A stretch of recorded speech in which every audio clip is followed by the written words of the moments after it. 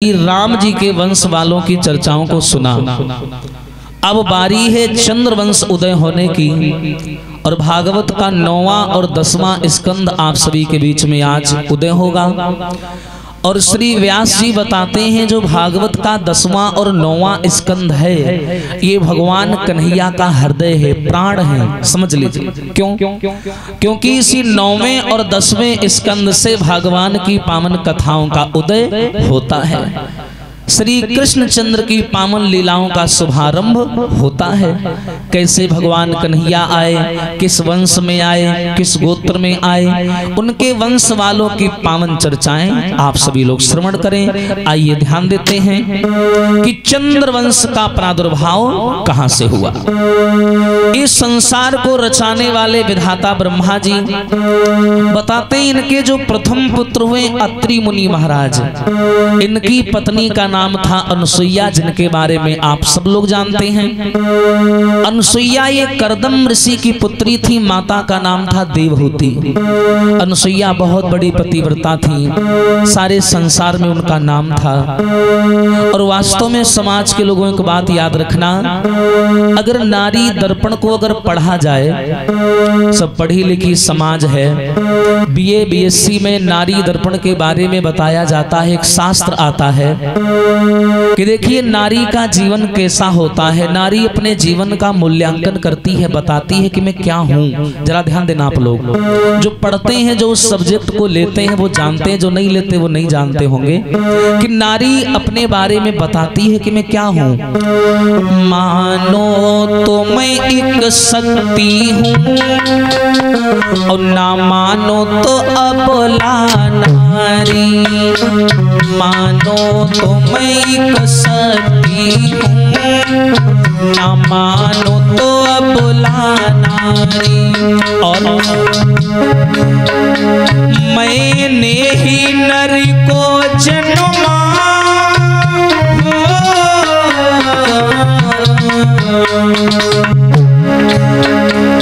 मैंने ही नर को जन्मा, मैं नर की बनी हूँ नारी। मानो तो मैं एक शक्ति हूँ ना मानो तो अबला नारी, मानो तो मैं एक शक्ति हूँ ना मानो तो अबला नारी।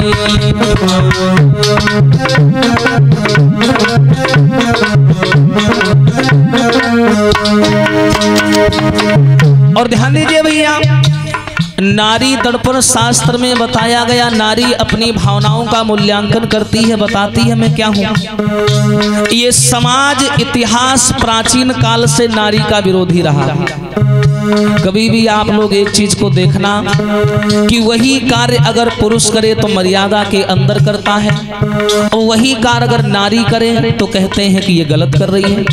कैसे प्राचीन समय से नारी की भावनाओं को दबाया गया, इस गीत के माध्यम से समझिएगा आप लोग। नारी हृदय से अकेली होती है, वो अपने हृदय की बात अपने मुख से किसी को नहीं बोलती, वो हमेशा ऐसे प्रेम की तलाश में रहती है जो बिना कहे उसकी बातों को समझे।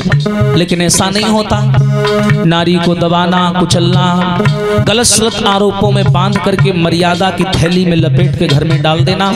सुनिए, सर पे अंगोछा बांध के चलने वाले हमारे भाइयों ने समाज के लिए बहुत किया, पर ये घूंघट में पलने वाली हमारी बहनाएं किसी से कम नहीं रही। कैसे? एक नारी उसमें अपना वर्णन करती है कि मैंने समाज को क्या दिया। मैंने अनुसुईया बनकर देवों को गोद खिलाया। सुनिएगा भैया, मैंने अनुसुईया बनकर देवों को गोद खिलाया। और कभी लक्ष्मी बाई बनकर गोरों को मार भगाया, कभी लक्ष्मी बाई बनकर। और सुनिए भैया, कभी बनी अहिल्या तारा,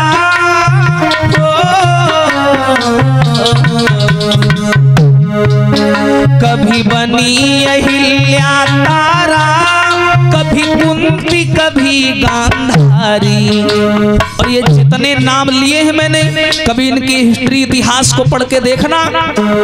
मानो तो मैं एक शक्ति हूँ, न मानो तो अबला नारी।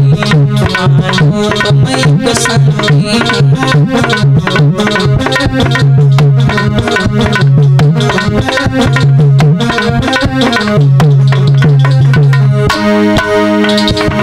और सुनिए भैया, इस नारी ने समाज को क्या क्या दिया बताता है कवि। क्या? मैंने रणचंडी बन करके दैत्यों को मार गिराया। क्या किया मैंने? पर इस समाज ने मुझे क्या दिया? ध्यान से सुनिएगा, अब ये ना कहना कि पक्ष ले रहे हैं आप। कई जगह नारी का विरोध किया गया, ढोल गंवार सूद पसुनारी, आगे समझ गए होंगे आप लोग। कितना कितना बताऊं मैं। वही कार्य अगर पुरुष करे तो मर्यादा का पालन करता है, और वही कार्य अगर नारी करे तो मर्यादा का पालन नहीं करती है। बताओ, नारी भी समाज के लिए कुछ करना चाहती है, हमारी बहन बेटियां भी समाज के लिए कुछ करना चाहती हैं, कुछ बनना चाहती हैं। पर ये समाज के कुछ तुच्छ काली मानसिकता वाले लोग नारी को दुनिया भर की मर्यादा का पालन बता करके घर में बिठा देते हैं। विचार करिए, लोग पढ़ाते हैं बेटों को पर पढ़ जाती हैं बेटियां, लोग बढ़ाते हैं बेटों को पर बढ़ जाती हैं बेटियां। विचार करिए, कभी माँ बाप ने ये नहीं कहा होगा मेरी बेटी ने मुझे घर से निकाल दिया। कभी कहा है किसी माँ बाप ने? हमेशा बेटी निकालते हैं। विचार करिए, कभी रणचंडी बन करके दैत्यों को मार गिराया। और अरे क्या नहीं किया मैंने? कभी नारी बनकर मैंने भक्तों को यहाँ प्रगटाया। महान महान लोगों को जन्म दिया उसने, और लोगों ने क्या किया? कभी कैकई बनकर मैंने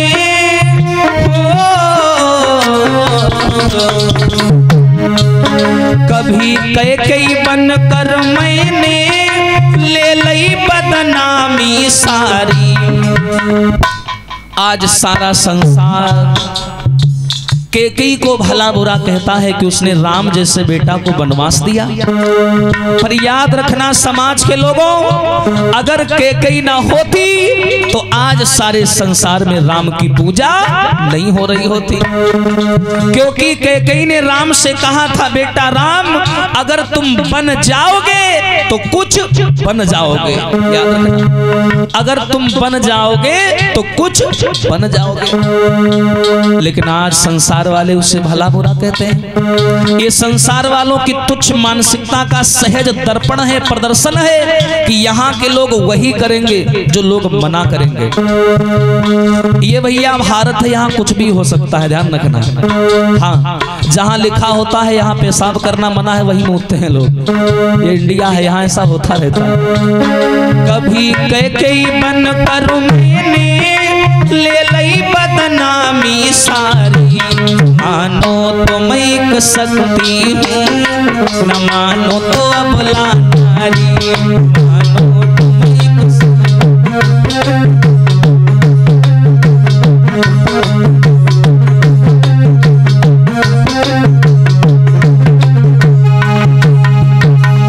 ये रहा है नारी का जीवन। कभी हमारी इस पुरुष समाज ने नारी को सम्मान नहीं दिया। और जबकि हमारे भारत की जो मेन संधियां मानी जाती हैं संविधान में भी और बड़ी बड़ी संसद में भी, कहते हैं मातृ देवो भवः पितृ देवो भवः, कहते हैं ना। और कहते हैं यहाँ नारी की पूजा होती है, जहाँ नारी का सम्मान होता है, तत्र रमन्ते देवता, वहां पर देवताओं का वास होता है। और ये वस्तुतः सत्य बात है। समाज के लोगों, जिस घर में बहन बेटियां, माँ और नारियां सहज सुख महसूस करती हैं, अच्छा महसूस महसूस करती हैं, खुश रहती हैं, हंसती हैं ना, उस घर में कभी भी दरिद्री और दुख नहीं आता। और जिस घर में नारी सवेरे रो दे, शाम को सोने से पहले रो दे, वो घर जीवन में तरक्की नहीं कर पाता। कहते हैं एक बात थोड़ी बुरी लगेगी, कहती है नारी का रोना और बिल्ली का रोना बराबर माना जाता है। हाँ, अगर कहते हैं बिल्ली रो दे, लोग कहते हैं बताओ अब कुछ गड़बड़ होने वाली है। ऐसी अगर नारी रो रही है रोज आए दिन, तो समझ लो कि हाँ कोई कितनी रही पक्की है।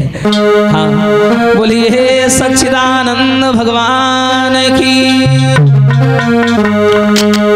आज वैसे ये इतिहास, चंद्रवंशों का जो इतिहास बना रहा वो नारी विरोधी बना रहा। कैसे बना रहा, आज की चर्चा में थोड़ा आप लोग समझेंगे। कहते हैं जब मैया अनुसुईया की जब परीक्षा लेने आए हैं तीनों देवता, देखिए तो तीनों देवताओं ने जब मैया अनुसुईया की परीक्षा ली, तो मैया अनुसुईया उस परीक्षा में उत्तीर्ण हुई, यानी पास हो गई। तो तीनों देवताओं ने क्या किया, वरदान दिया ब्रह्मा विष्णु महेश ने कि हमारे वरदान से एक एक बालक आपके गर्भ से होगा। तो मैया अनुसुईया के गर्भ से 3 बेटाओं ने जन्म लिया। कौन कौन, पहले हैं दत्तात्रेय और दूसरे हैं दुर्वासा और तीसरा था चंद्रमा। इसी चंद्रमा से चला चंद्रवंश। दुर्वासा है भोले बाबा के अवतारी, सबसे बड़े क्रोधी है ना, और दूसरे हैं दत्तात्रेय जो ब्रह्मा जी के आशीर्वाद से हुए, और तीसरा है चंद्रमा जो श्यामल सुंदर गौर शरीरा श्री विष्णु जी के आशीर्वाद से पैदा हुआ। लेकिन ये तीनों भाइयों में चंद्रमा जो था ये देखने में सबसे सुंदर था। और एक बात और याद रखना समाज के लोगों, ये बहुत बड़ी बात बता रहा हूं, ये हर चीज में लागू करना, अप्लाई करना हर चीज में। कौन सी, अति, अधिक। किसी भी चीज का अधिक होना बेकार होता है आदमी के लिए, चाहे वो लड़का हो, चाहे लड़की, चाहे पुरुष, चाहे नारी, कोई भी हो। अति का भला न बोलना, अति की भली न चूप, अति का भला न बरसना, अति की भली न धूप। यानी ज्यादा किसी भी चीज का होना बेकार है। मीडियम रहो, मर्यादा में रहो, बढ़िया रहता है जीवन। अगर कोई ज्यादा सुंदर है तो भी आफत है, और ज्यादा सुंदर नहीं है तो भी आफत है ना। तो ज्यादा किसी भी चीज का, मैंने देखा है बहुत से लोग ऐसे दुनिया में होते हैं, किसी से कह दो भैया थोड़ा कम खाया करो, ज्यादा मोटे हो गए हो, उनका इतना बुरा लग जाता कि वह को खाइबो ही बंद करते हैं। हाँ, ऐसे ऐसे लोग होते हैं बातों को दिल पर लेने वाले। और बहुत ऐसे होते हैं, कह दो भैया तुम बहुत दुबले हो, थोड़ा खाया करो, बहुत कमजोर हो गए हो, और वे इतनी बातों को सीरियस ले लेते, वे रात दिन खाते ही रहा था। हाँ, ऐसा होता है। ऐसे लोग, यानी जो हम कहना चाहते हैं, लोग उस चीज को, उस बिंदु को नहीं पकड़ते।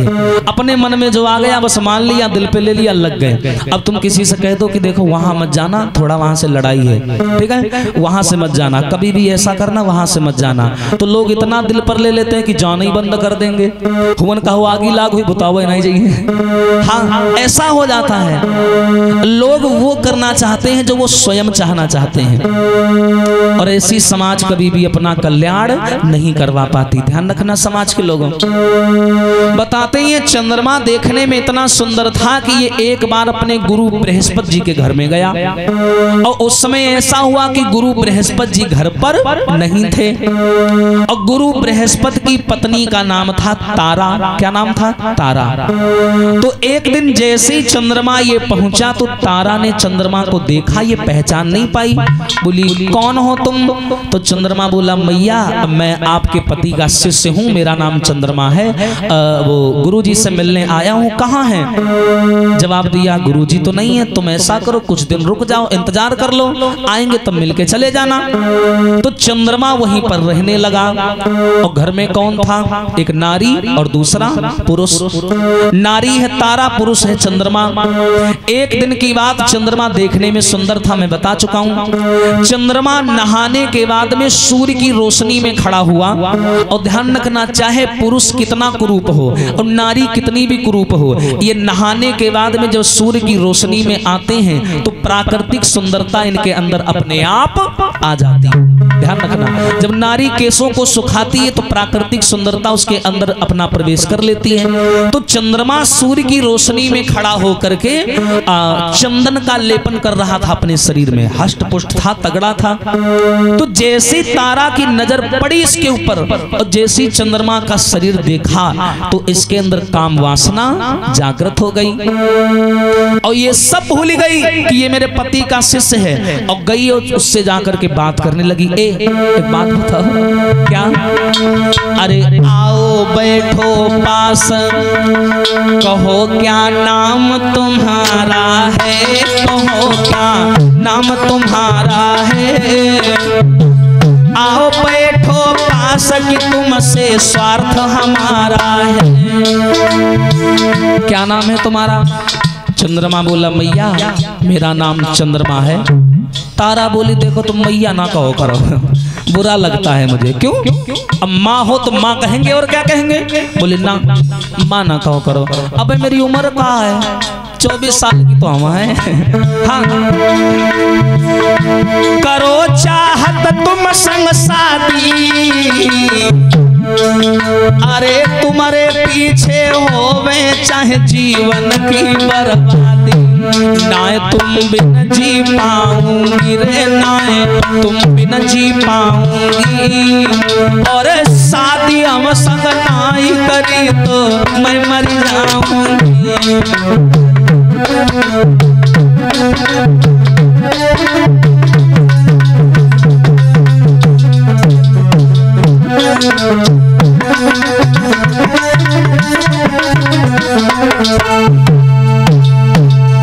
याद रखना,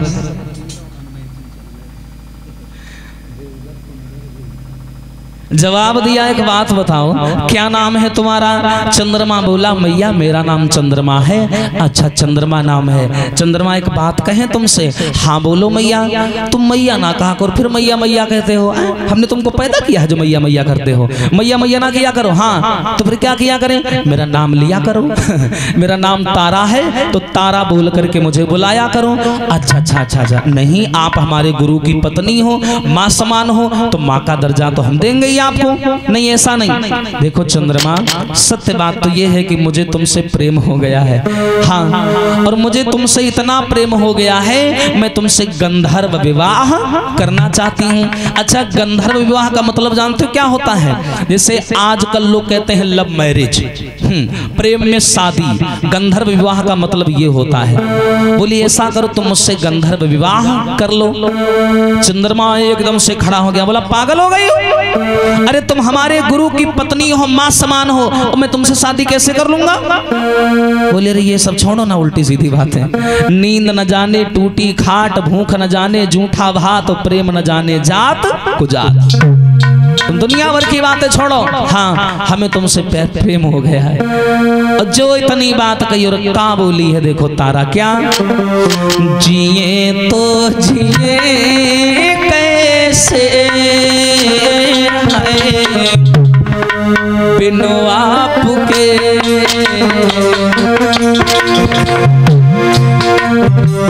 जिए तो जिए कैसे हाय बिन आपके,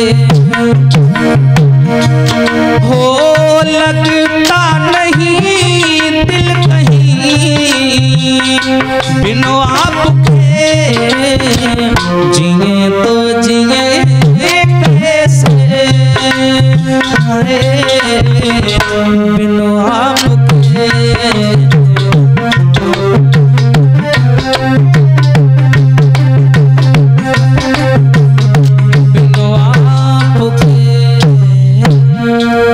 चंद्रमा ने कहा देखो ये सब मुझे स्वीकार नहीं है। अरे गुरुजी को मालूम पड़ेगा कि मैंने इतना बड़ा अनर्थ किया है, मुझे श्राप दे देंगे और मेरा जीवन बर्बाद हो जाएगा, मैं ये सब नहीं कर सकता। तारा बोली अगर ना करी हो तो हम तुम्हें दे देंगे श्राप। अब बताओ क्या करे हो? और पहले श्राप ही चला करते थे भैया, अब तो जरा जरा सी बात में लोग ईंटा उठा लेते हैं, लाठी उठा लेते हैं। पहले ये सब नहीं था, श्राप देते थे लोग, श्राप। और आजकल अगर किसी से कह दो होश में रहना नहीं तो श्राप दे देंगे। और यह कहिए नेक रुक जाओ गिलास ले जाए फिर दियो श्राप। दोनों जने बैठ के पिए और कहा अब तो श्राप की महिमा ही समाप्त हो गई। वास्तव में अब तारा को जैसे ही इसने मना किया तो तारा बोली देखो चंद्रमा, अगर तुम इस चीज को गलत मान रहे हो तो तुम्हारी भूल है। अगर तुम शास्त्र के अनुसार चल रहे हो, और क्षमा करना समाज के लोगों, मैं इकलौता अपनी यूपी में ऐसा कथावाचक हूँ जो मंच पर बैठ करके जो असलियत होती है हमारे शास्त्रों में वही बोलता हूँ, चाहे बुरा लोगों को लग जाए। बहुत ऐसे कथावाचक हैं जो बातों को छुपा लेते हैं, लोगों को गलत फहमी में डाल देते हैं। मैं ऐसा नहीं करता, जो होगा देखा जाएगा, जो है सो है। देखिए तारा ने चंद्रमा से कहा कि देखो अगर तुम शास्त्र विधि के अनुसार मुझे स्वीकार नहीं कर रहे हो तो तुम्हारी भूल है, जबकि शास्त्र कहता है क्या, सुनो। नारी जीवन में अकेली है, उसे कोई समझ ही नहीं पाता है। और सुनिए भैया, यदि नारी रजदान मांगे तो देना पुण्य कहता है।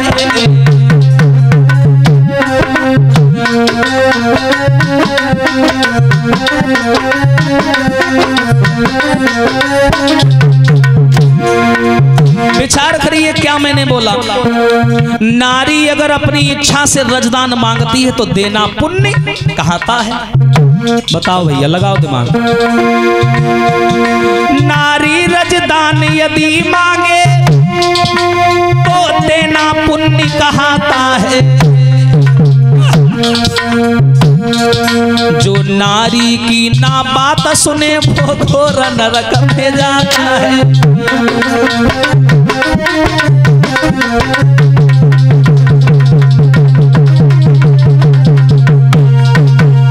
अब यहाँ पर मैंने लाइन लगाई कि जो नारी की ना बात सुने वो घोर नरक में जाता है। बहुत सी खुश होएगा ही हुए हैं। हाँ, ऐसा कुछ नहीं है कि हर समय बात सुने। मैंने जिस स्थान की बात की है केवल उस स्थान पर बात ना सुने। कहाँ पर आप लोग समझ गए होंगे। जब कामुक अवस्था में अगर नारी रजदान मांग रही है तो देना पुण्य कहता है, अगर पुरुष मना करता है तो उसे नरक का गामी बनना पड़ता है। दिमाग लगाओ, ये सब भरा पड़ा है हमारे शास्त्रों में। जब चंद्रमा से तारा ने ऐसे शब्द बोले तो चंद्रमा ने भी सोचा बात तो सही है, और ऊपर से गुरुजी भी घर पर नहीं है, शादी कर लेते हैं। कौन सा गुरुजी देख रहे हैं? हाँ, और देख भी लेंगे तो कौन सा हमारा क्या कर लेंगे, हम नेक से भाग जाए और क्या कर लेंगे वो मेरा। तो इसने क्या किया, तारा से गंधर्व विवाह कर लिया। अब दिमाग लगाओ, गंधर्व विवाह यानी प्रेम में शादी। और जैसे ही प्रेम में शादी इसने करने के बाद में वही प्रेम से गुरु की पत्नी के साथ रहने लगा। अब देखो, और रहने लगा, 1-2 साल गुजर गए। गुरुजी तीर्थ यात्रा पर गए थे, अभी तक लौटे नहीं। और इन 2 सालों में प्रमाण तो ये मिला समाज के लोगों कि तारा के गर्भ से चंद्रमा के द्वारा एक बेटा पैदा हो गया। नाम पड़ा है बुद्ध। ध्यान रखना, वो और बुद्ध नहीं जो मेन वाले, उनको मत सोचना, केवल एक साधारण सा आदमी बुद्ध नाम पड़ा उस बच्चे का। उधर तीर्थ में गुरुजी सोच रहे थे कि बहुत दिन हो गए हैं, पत्नी से मिला भी नहीं हूं, याद आ रही है, एक काम करते हैं, चलो देखते हैं घर में क्या माहौल है। अब जैसे ही गुरुजी तीर्थ यात्रा करके लौटे भैया, लेके मंडल सब, और जैसे घर में घुसे, घर में लला रोए रहो। हाँ, पत्नी की गोद में लड़का पड़ा और गुरुजी की आंखें लाल, गुरुजी का दिमाग खराब। उठाई लाठी, बोले क्यों रे इधर आ, ये बता 3-4 साल से मेरा तेरा कोई संपर्क नहीं हुआ, ना मैं तुझसे मिला ना तू मुझसे मिली, फिर ये बच्चा कहाँ से आया, किसका ये बालक। अब जो चंद्रमा था भैया, जॉन रजाई ओढ़े परो कुन्ना में। हाँ, डरानो गुरुजी ने उठाया डंडा, मारन लगे तारा को। अरे नालायक, तुझे शर्म नहीं आई ये सब करते हो? किसका है ये, कहां से मुंह काला करवा के आई है? अब तारा कांपन लगी, बोली सॉरी बोली गलती हो गई, माफ कर दो, अब आज के बाद ऐसा नहीं करेंगे। वो छोड़, अरे मान लिया तूने किया, तू नारी है, कुछ भी कर सकती है, लेकिन इतना बता कि ये बालक है किसका? तारा बोली ये तुम्हारे चेला का लड़का है। हाँ, तुम्हारा जो शिष्य है ना चंद्रमा, हाँ हाँ ये उसी का बालक है। हाय, जो इतनी बात कही गुरुजी सर पकड़ के बैठ गए, बोले बताओ आज के चेलों से भी सावधान रहना पड़ेगा। हाँ, गलिन गलिन गुरुआ फिरे चेला कंठी ले और नरक जाओ चाहे स्वर्ग जाओ पर हमें दक्षिणा देओ। ये वाले गुरु चेला है, लोभी गुरु लालची चेला और होए नरक में झेलम झेला। हाँ, अब इन्होंने सोचा वारे चेला, अब गुरु चेला में लड़ाई शुरू हो गई। गुरुजी चेला को उठाए के पटके, चेला गुरुजी को उठाए के पटके। हाँ, बोले तूने मेरी पत्नी के साथ ऐसा क्यों किया? चंद्रमा बोला हमने अपनी मर्जी से थोड़ी किया, खुद ही पीछे पड़ी थी। हाँ, हम क्या करें? बोलिए सच्चिदानंद भगवान की। आइए ताली बजा के कीर्तन बोले, नहीं तो आप लोग ज्यादा अंदर चले जाओगे। आइए बोलेंगे भाव से। अरे हमें तो जोगिनिया बनाए गए री, हमें तो वैरागिनी बनाए गए री।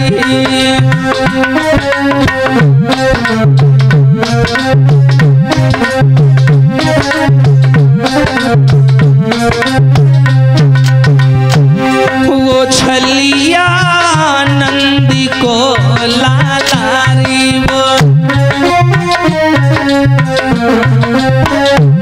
वो छलिया नंदी को लालारी, हमें तो वैरागिनी बनाए गए, हमें तो जोगिनिया बनाए गए।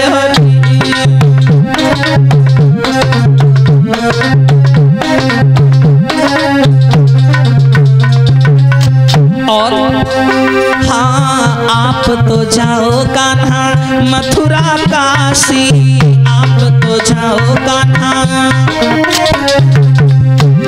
हो, आप तो जाओ कान्हा मथुरा काशी, आप तो जाओ कान्हा।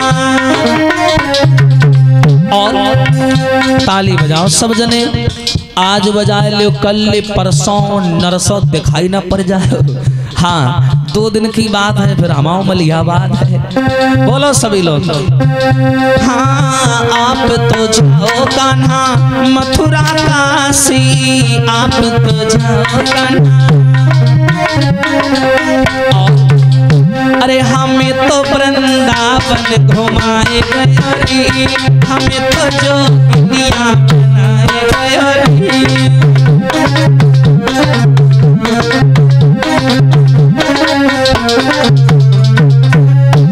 वो छलिया नंदी को लालारी, हमें तो वैरागिनी बनाए गए, हमें तो जोगिनिया बनाए गए।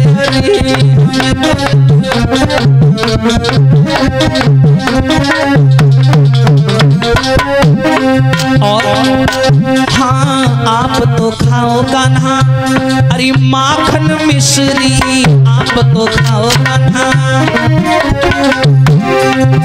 हो, आप तो खाओ कान्हा माखन मिश्री, आप तो खाओ कान्हा।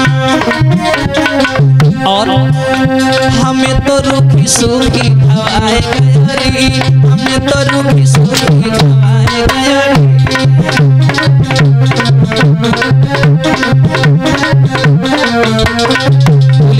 कन्हैया लाल की जय जय श्री राधे।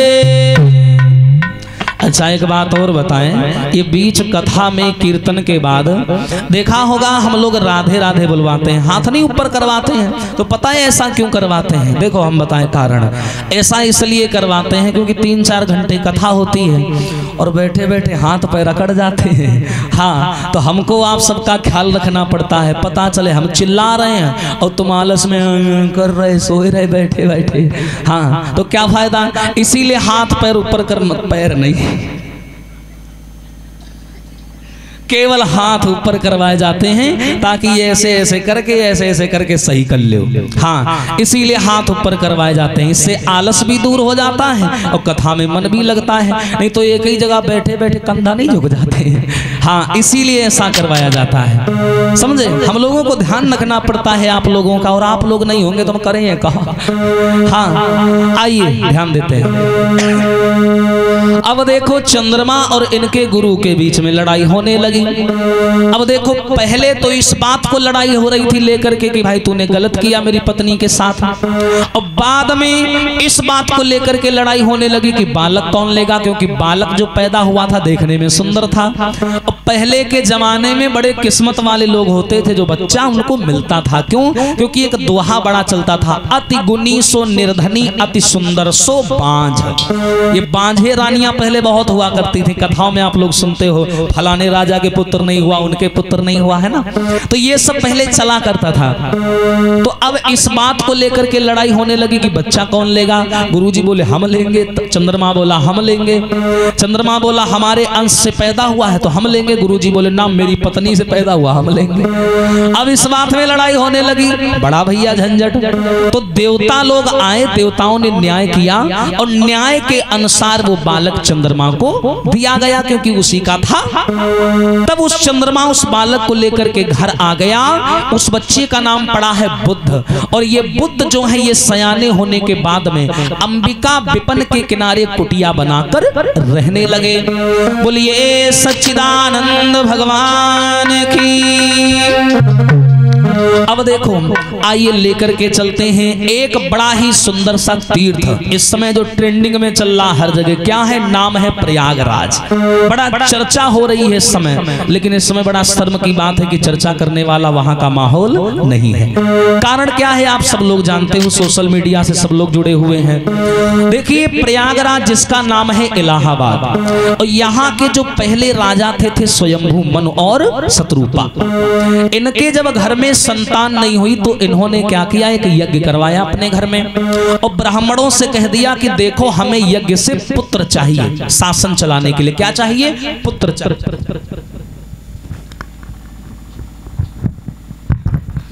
तुम्हें जल्दी पर ही जय बेकी जवाब दिया हमें पुत्र चाहिए। तो अब पुत्र के लिए जब ब्राह्मणों ने यज्ञ करना शुरू कर दिया तो ब्राह्मणों के मुख से पुत्रो उत्पन्ना भवत की जगह पुत्री उत्पन्ना भवति का मंत्र निकल गया मुंह से धोखे से। अब जैसे बोलते पुत्रोत्पन्ना भवत तो पुत्र निकलता, तो ब्राह्मणों के मुख से धोखे से निकल गया कि पुत्री उत्पन्ना भवति। और जैसे ये शब्द निकला तो हवन कुंड से एक पुत्री का प्राकट्य हो गया। अब जैसी लड़की आई तो स्वयंभू मनु ने ब्राह्मणों से कहा महाराज मैंने तो लड़का मांगा था, ये तो लड़की आ गई, अब लड़कियां थोड़ी शासन चला पाएंगी। तो बताते उस लड़की का नाम पड़ा इला, और उसी इला की वजह से प्रयागराज का नाम इलाहाबाद रखा गया। हाँ, फिर उस कन्या को दोबारा फिर पुरुष बनाया गया, दोबारा फिर बालक बनाया गया, नाम रखा गया राजा सुदुम्न। ये प्रयागराज के दूसरे राजा बने सुदुम्न, जो वही लड़की से लड़का दोबारा बनाया गया। अब देखो ये सुदुम्न बड़े प्रतापी राजा थे और प्रयागराज के दूसरे राजा थे। धीरे धीरे जब सयाने होने लगे और प्रयागराज में राज्य करने लगे, शादी भी हो गई, तो एक दिन ये वन में शिकार खेलने चले। कौन? सुदुम्न। और देखो एक बात और बताते हैं, सुदुम्न जिस वन में शिकार खेलने जा रहे हैं उस वन को श्राप लगा था कि यहाँ जो आएगा वो नर से नारी बन जाएगा। हाँ, इसीलिए और इनको पता नहीं था, ये घोड़ा पे बैठे और चले शिकार खेलने। कैसे बताया,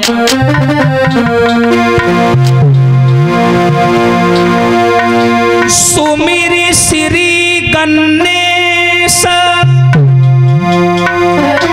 शारदा शेष महेश मनायो, अरे सुमिरन करके मात पिता को तेगा हाथ उठायो।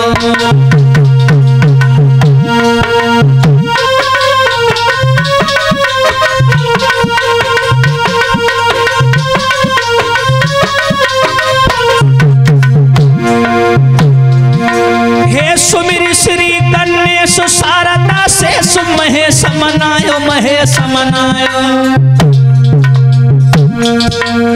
सुमिरन करके माता पिता को तेगा हाथ उठायो। कौन सुदुम्म? वही सुदुम्म जो प्रयागराज के राजा हैं। अब ये जैसे ही शिकार खेलने चले जंगल की ओर, आहा एक कूदी बछेड़ा पे चढ़ी बैठे लई जंगल की सूद लगा।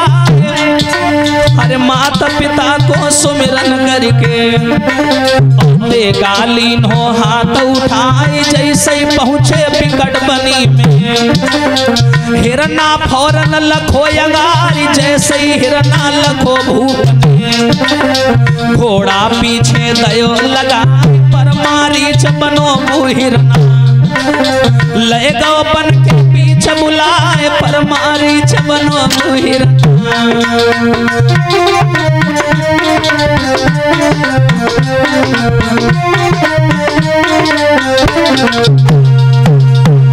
याद रखना समाज के लोगों, जैसे ही महाराज सुदुम्म घोड़ा पर बैठ करके शिकार खेलने आए जंगल को, अब उस जंगल को लगा था श्राप कि यहाँ जो आएगा वो नर से नारी बन जाएगा। भैया इन्हें पता नहीं है तो जी बेचारे चले आए और जैसे ही जंगल में घुसे घोड़ा लेकर के, जैसे ही, और बेचारे पहले तो लड़की हते ही बाद में लड़का बने, और जैसे ही जंगल में घुसे तो घोड़ा था वो घोड़ी बन गया और जो राजा हते बेचारे वे रानी बन गए। हाँ, क्योंकि जंगल को श्राप लगा था। आइए जान लेते हैं श्राप दिया किसने। श्राप दिया था भोले बाबा जी ने। कैसे? एक बार भोले बाबा मैया पार्वती जी के साथ कैलाश पर्वत पर जल विहार कर रहे थे। विहार का मतलब थोड़ा वैसा है, थोड़ा खुल के नहीं बताया जा सकता।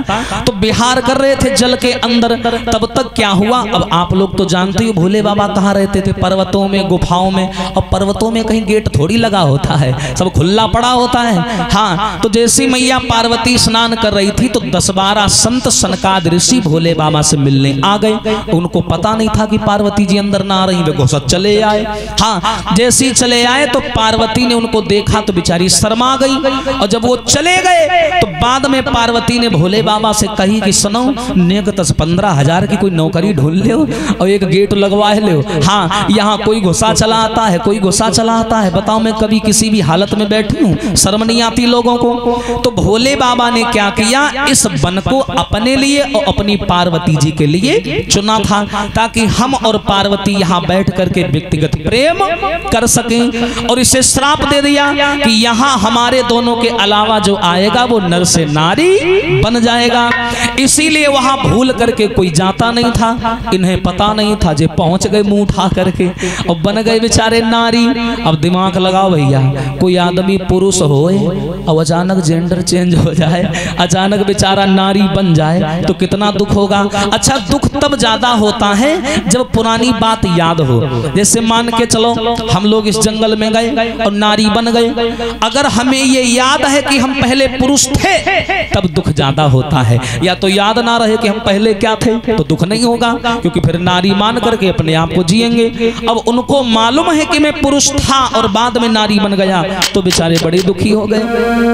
अब शरीर पर नारियों वाले कपड़ा आ गए, बड़ी बड़ी चोटी, हाँ, टिकुली बिंदी लगाए, बड़ी कठिन नाम है लिपस्टिक, हाँ, ये सब दुनिया भर की चीजें लगाए। सुदुम बेचारे शर्माए गए, बोले हे भगवान, हम तो नारी बन गए, अब क्या करें, अब कहाँ जाएं। अब अगर ऐसी हालत में हम घर जाएंगे, हमारी घर वाले कहे राण कहाँ थे आए गई, हाँ, वो तो घर में भी नहीं घुसने देगी। अब क्या करें, और एक तो नारी बन गए। अब अगर ऐसी हालत में घर जाएंगे और कहूँ अगर रास्ता में नशेड़ी मिलेगा तो और आफत है, किधर जा रही, बड़ी समस्या। बोले करें तो करें क्या, सोच रहे हैं क्या, मारी कटारी मर जाऊं मैं तो लौट के न घर को जाऊं, मारी कटारी मर जाऊं मैं तो लौट के न घर को जाऊं।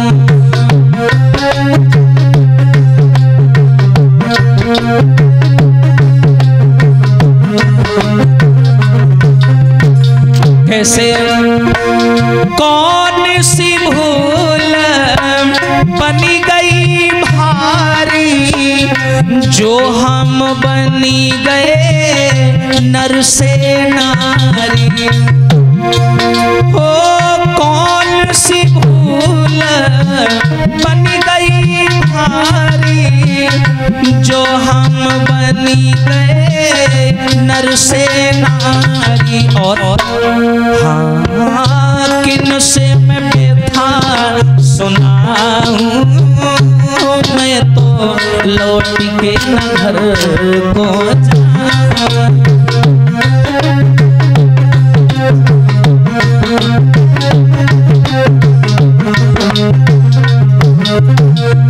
अब तो सुदुम्न बेचारे उसी जंगल के बीच रोने लगे। बोले भगवान अब क्या करें, अब कुछ समझ नहीं आता, बताओ हम नारी बन गए और ऐसी हालत में घर भी जाना ठीक नहीं है। अब घोड़ा वहीं बांध दिया और बांधने के बाद में इन्होंने क्या किया, चले। अब बोले काम करें, लाओ जंगल में ढूंढ के देख लें, हो सकता है कोई सहारा मिल जाए, हो सकता है कोई हमें इस समस्या से बचाने वाला मिल जाए।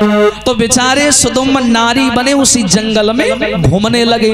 और जब घूमने लगे तो चलते चलते चलते चलते ये वहां पहुंचे जंगल के किनारे, जहां बुद्ध महाराज की कुटिया पड़ी हुई थी किनारे। और जैसे ही जंगल के किनारे आए बुद्ध महाराज बेचारे नहा धो के बढ़िया बाहर निकले और देखा सामने से कोई लाल पीली साड़ी में चली आ रही है। हाँ तो बुद्ध महाराज बोले ये तो जंगल में ये औरत कौन आ रही है, धन्य है भगवान, रोटी सेके वाले की कमी थी वो पूरी हो गई। हाँ बढ़िया रहा, चली आओ चली आओ चली आओ, वेलकम, चलिए।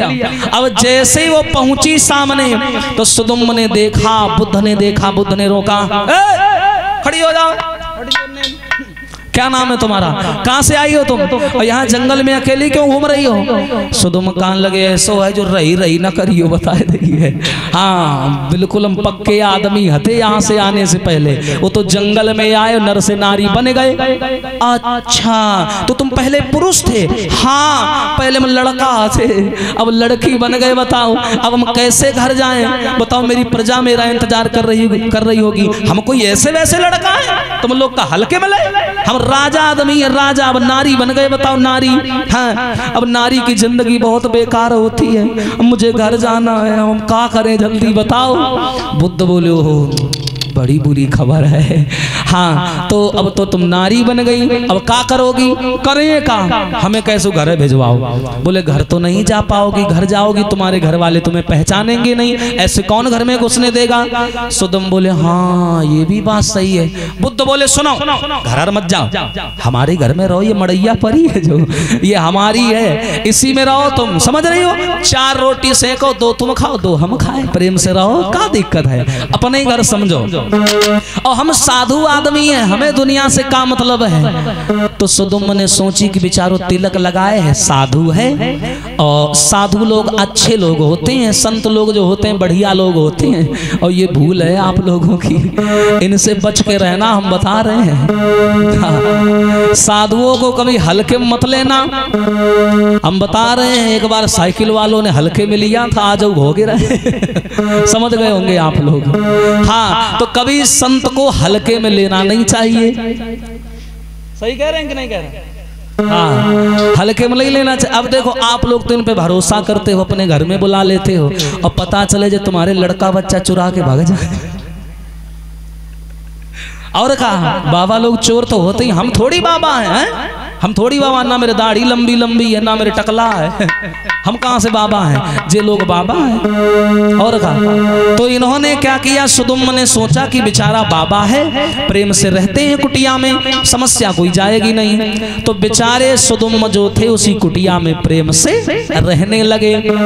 हाँ भाई बहन का प्रेम होने लगा, भाई बहन का। बुद्ध बोले तुम मेरी बहन हो, मैं तुम्हारा भाई हूँ। हाँ और जब भी खाना पीना की जरूरत पड़े तो बुद्ध क्या कहते थे, सिस्टर बहन खाना ले आओ, खाना ले आओ, पानी ले आओ, बहन जी पानी ले आओ, बहन जी ये ले आओ। 4-5 दिन केवल बहन भाई का प्यार चला, 4-5 दिन। और उसके बाद में सुनिए, अरे होने लगा बिहार तब उसी विपन के तीर, बुद्ध के संयोग से बेटा भव बलवीर रे भैया, बेटा भव बलवीर।